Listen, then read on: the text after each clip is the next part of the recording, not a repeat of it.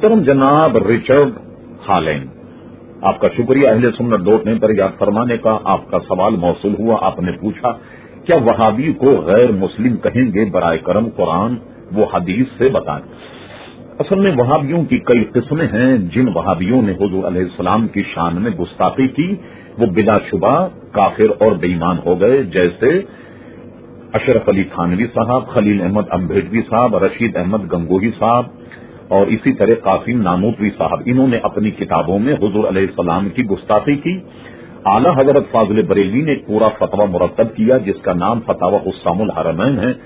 اس فتوے پر وہابیوں کے کفر پر حرمین شریفین کے تقریباً 31 یا 32 مفتیوں نے سائن کیے.